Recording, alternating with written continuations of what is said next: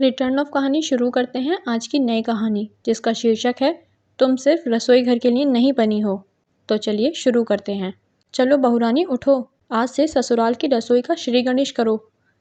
ये अपना शादी का जोड़ा बदल लो, नहा धोकर आ जाओ रसोई में। हाँ जी दीदी, नंद राखी से कहते विस्मय करती। एक दिन की नई दुल्हन कांची उठी और नहा धो दूसरा थोड़ा हल्का लाल रंग का जोड़ा पहन पहली रसोई की रस्म करने हेतु रसोई में आ गई। बहू सबसे पहले तो हलवा और पोहा बना दो, फिर खाने की तैयारी करना। जी खाने में क्या बनाऊं? देखो मटर पनीर, सूखी आलू गोभी की सब्जी, खीर, खीरे का रायता और पूरी।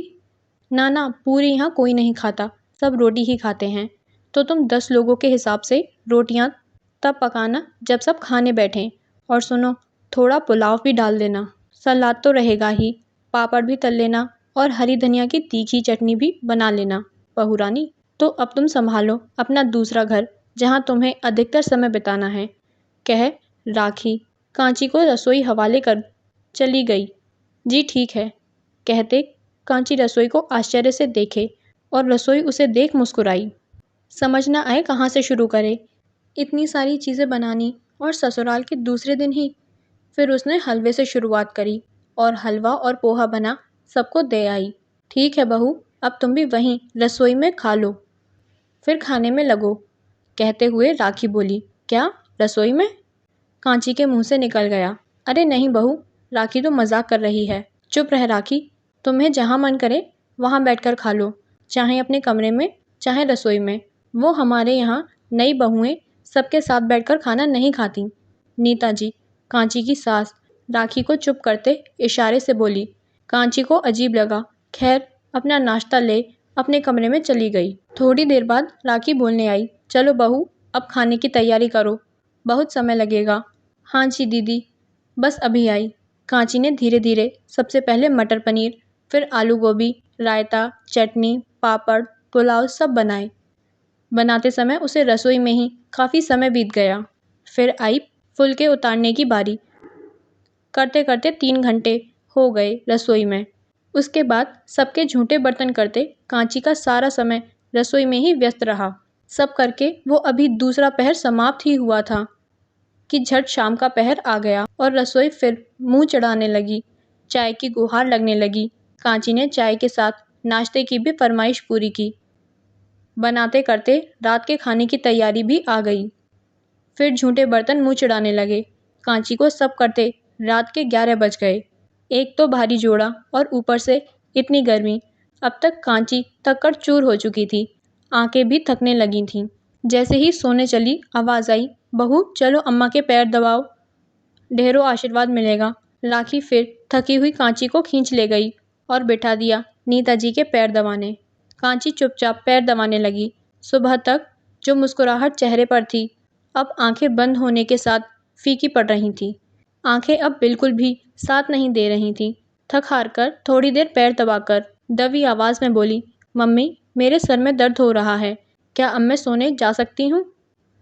हाँ ठीक है जाओ, कल फिर सुबह जल्दी उठकर रसोई में घुसना होगा। और सुनो, दीपक, कांची का पति, अभी तुम्हारे साथ नहीं रहेगा।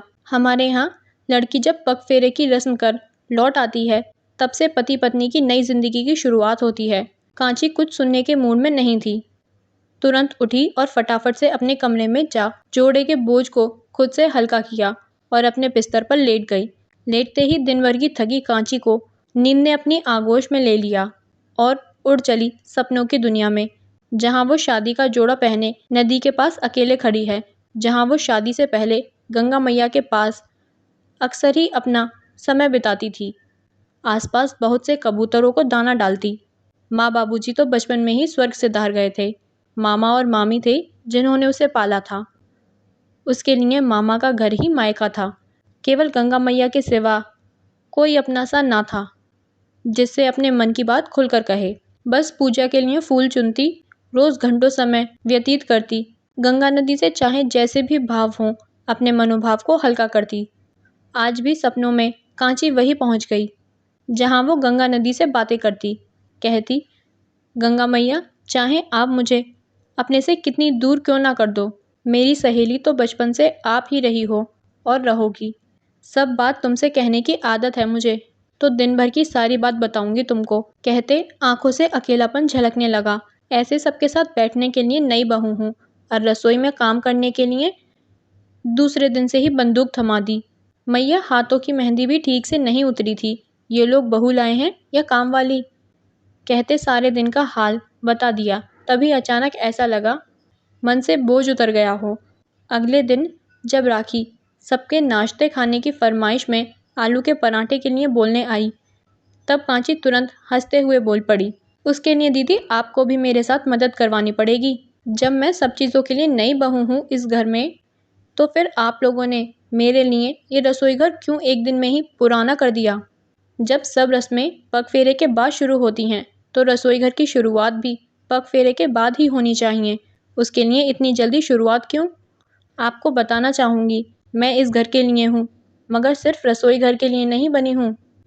इसलिए पग फेरे तक मेरे साथ आपको भी मदद करवानी पड़ेगी और पग फेरे के बाद फिर मैं किसी काम करने वाली बाई को अपनी मदद के लिए रखूँगी। चलो रहने दो, ऐसा करो सैंडविच और हल्का सा नाश्ता बना लेते हैं। गर्मी बहुत है, आलू के पराठे फिर कभी बनाएंगे। कहते हुए राखी फटाफट कांची के साथ नाश्ते की तैयारी करने लगी। कांची समझती थी कि तहजीब उतनी ही दिखानी चाहिए जितनी ज़रूरत है, ना कि उतनी कि कोई मोम की गुड़िया ही समझ ले। पग फेरे की रस्म के बाद उसके ससुराल आने से पहले काम वाली बाई भी लग गई थी। इस बात को दीपक, नीताजी और राखी तथा उसके सभी लोगों ने समझ लिया था, क्योंकि कांची ने पहले दिन ही अपने मन की बात बोलकर सबको अपनी अहमियत भी जता दी थी। जो उसे गंगा मैया ने दिल की आवाज़ के साथ कहा था कि तुम सिर्फ रसोई घर के लिए नहीं बनी हो, अपने लिए ज़रूर बोलो। कहानी सुनने के लिए धन्यवाद। इस कहानी के बारे में आपका क्या विचार है, हमें कमेंट बॉक्स में ज़रूर बताएं। और कहानी अच्छी लगी हो तो लाइक ज़रूर करें, और चैनल पर नए हैं तो चैनल को सब्सक्राइब कर बेल आइकन ज़रूर प्रेस करें। धन्यवाद।